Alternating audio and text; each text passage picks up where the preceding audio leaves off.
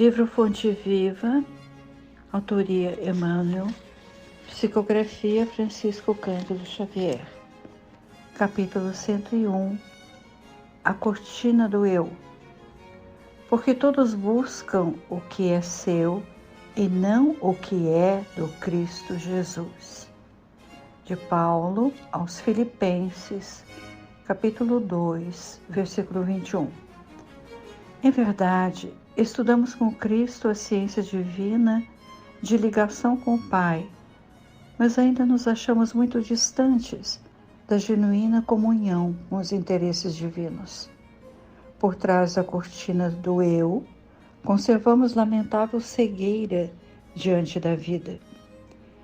Examinemos imparcialmente as atitudes que nos são peculiares nos próprios serviços do bem, de que somos cooperadores iniciantes, e observaremos que mesmo aí, em assuntos da virtude, a nossa percentagem de capricho individual é invariavelmente enorme.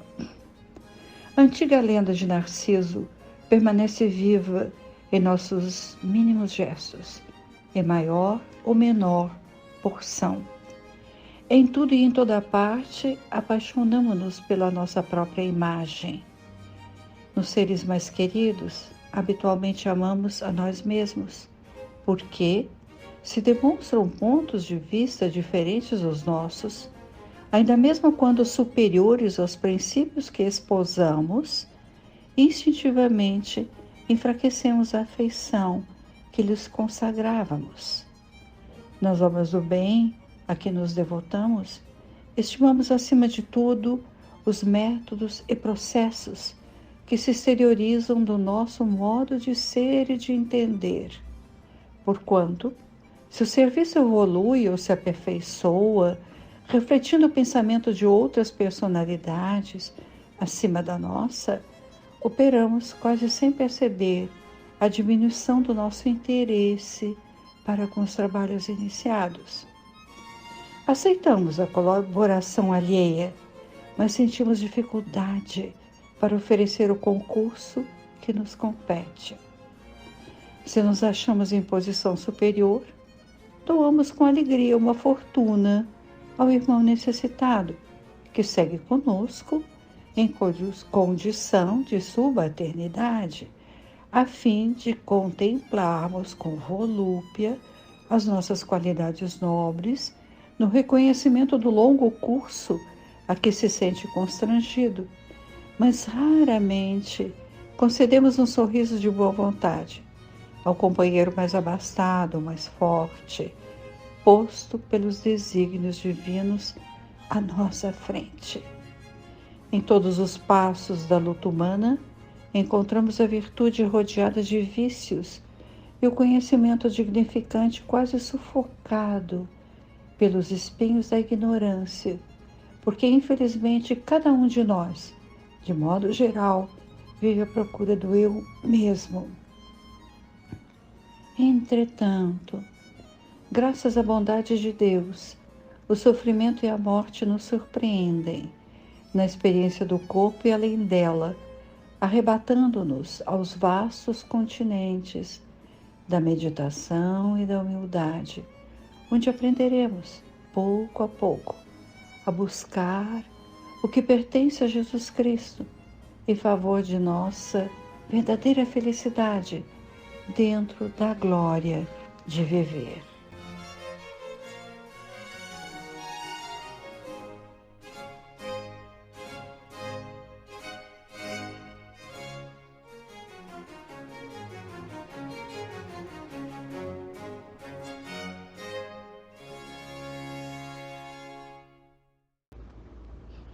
Então, nossos comentários. Novamente nós lemos um versículo da carta aos Filipenses. No capítulo 91 de Fonte Viva, bem, hoje nós já estamos no 101, não é? Então, no 91, Emmanuel se refere a Filipos, aquela cidade ao norte da Grécia, terra ainda não considerada Ásia. Portanto, Filipos estava na Europa. Paulo tinha predileção pela comunidade de Filipos, até porque foi em Filipos que Paulo inicia seu trabalho apostólico na Europa, de um desejo acalentado por ele, levar à Europa o conhecimento da vinda do Messias, o Messias que acolhia a todos, judeus e pagãos. E Paulo entendia que Deus acolhia a todos, hebreus e não hebreus, que o Pai não era um Deus parcial, como julgavam os hebreus. Bem, quando no estudo do capítulo, fizemos o estudo do capítulo 91, também coloquei minha admiração por Filipos. Lembram que falamos que Filipos não tinha sinagoga? E que Paulo falara na praça para quase exclusivamente para mulheres, adolescentes, crianças, que permaneceram magnetizados pela palavra eloquente e sincera de Paulo, lembramos? E foi lá que ele encontrou Lídia, uma viúva abastada, que ofereceu a sua casa para os encontros da primeira comunidade apostólica de Filipos. Paulo estabeleceu laços de profunda amizade, de afeição, com as mulheres e com os convertidos de Filipos. Desta feita, neste capítulo que estamos vendo agora, Paulo não só escreve de quanto recorda de todos, que reza sempre com alegria por todos eles. E sempre lembramos, Filipos foi a única cidade em que Paulo partiu em paz e não foi expulso, como tantas vezes aconteceu, ferido e fugindo às pressas. Bem, dissemos isso porque no capítulo 2, o escolhido por Emmanuel, Paulo escreve à comunidade para recomendar, para apresentar um enviado especial, Timóteo, o filho espiritual do apóstolo, como vimos nas cartas que Paulo escreve a Timóteo na prisão em Roma e que escreve tão afetuosamente ao seu discípulo. Antes, nos tempos em que percorria as comunidades cristãs já estabelecidas, por vezes Paulo enviava aqueles a quem confiava com uma missão, como acontece agora, ao apresentar Timóteo. Ele assim escreve na carta: espero no Senhor Jesus poder enviar-vos em breve Timóteo, para que me traga notícias vossas e me sinta reconfortado. Pois não há ninguém como ele, tão unido comigo em sentimento, que com tão sincera afeição se interesse por vós. Todos os demais procuram os próprios interesses e não os de Jesus Cristo. Reconhecemos aí neste momento a epígrafe escolhida por Emmanuel, mas a carta ainda continua com alguns pontos bem interessantes. Quanto a Timóteo, conheceis sua inabalável fidelidade. Tal como um filho, ele se dedica comigo ao serviço do Evangelho. É ele que pretende enviar-vos, logo que puder entrever o desfecho de minha causa. Aliás, confio no Senhor que também eu irei visitar-vos breve. Assim, o filho de Eunice, neto de Lloyd, Timóteo, torna-se afeiçoado a Paulo, desde os 13 anos, quando os missionários foram recebidos à casa da viúva Lloyd, em Listra. Paulo ficou vivamente impressionado com o menino, naquele momento de acolhida em Listra.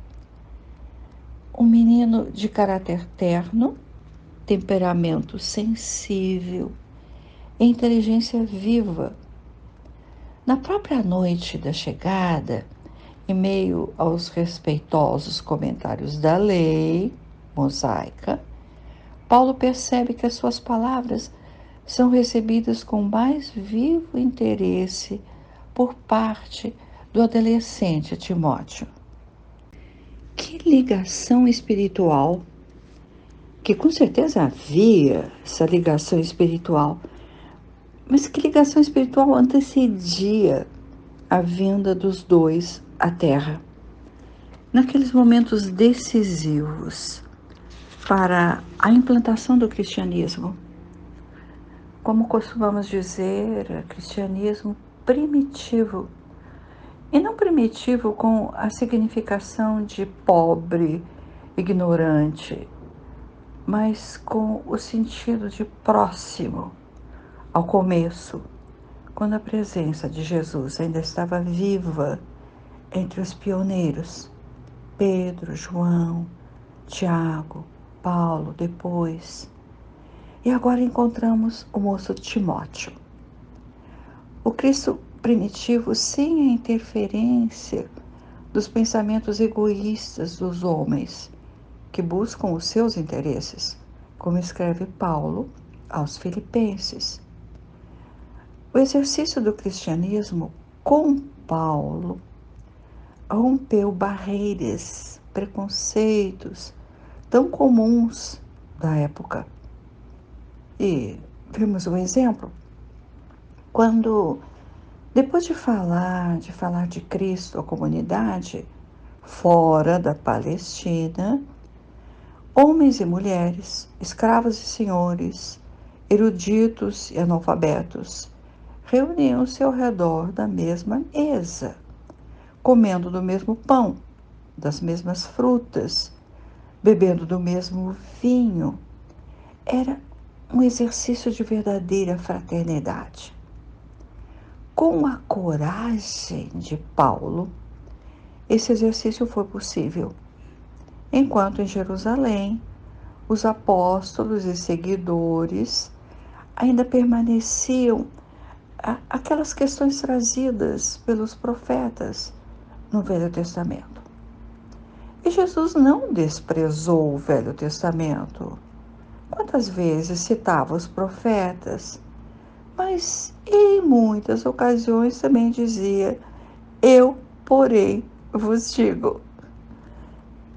E Pedro, ainda em Jerusalém, quando tentava conciliar a boa nova que Jesus trouxera aos hábitos persistentes dos fariseus, que buscavam proveito material e o poder material.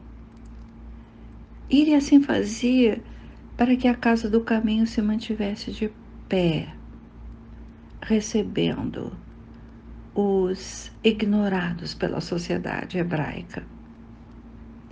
Assim como Paulo adverte aos filipenses que busquem o que é do Cristo e não o que é seu, do seu interesse. Ele já percebia muito bem essa condição que Pedro fazia para que a casa do caminho se mantivesse. Emmanuel coloca ao título A Cortina do Eu a profundidade que ele quer nos ensinar. A cortina que embaçava a visão dos hebreus, como ainda embaça a nossa visão, ou como está na leitura, por trás da cortina do eu, conservamos lamentável cegueira diante da vida. Dizemos que cremos no Criador de tudo, mas qual a qualidade da ligação que temos com o Pai? Emmanuel considera que ainda nos achamos muito distantes da genuína comunhão com os interesses divinos, que em assuntos da virtude, a nossa percentagem de capricho individual é invariavelmente enorme. Capricho individual não nos leva a pensar em crianças que exigem e se revoltam quando são contrariadas?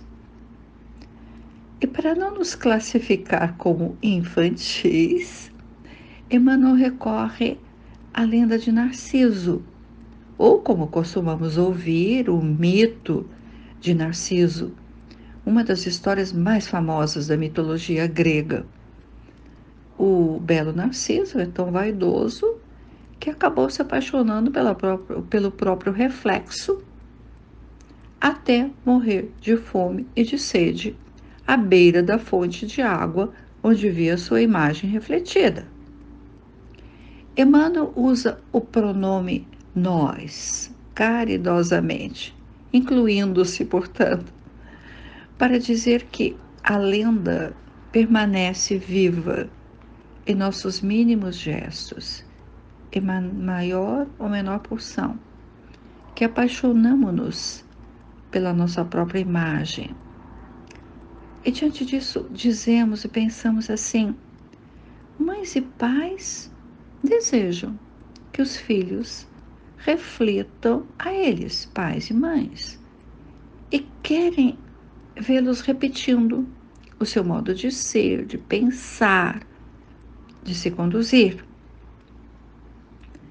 A afeição devotada aos filhos pode até enfraquecer se eles se distanciarem do modelo que lhes impusemos.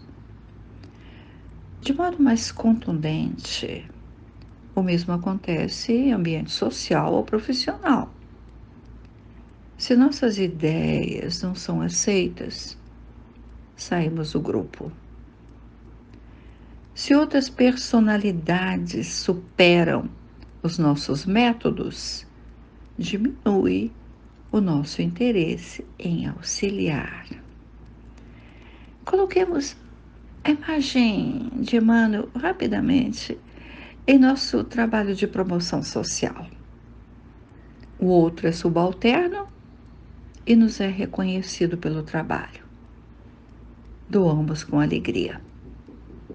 Se não reconhece nossas qualidades, desistimos de ajudar magoados.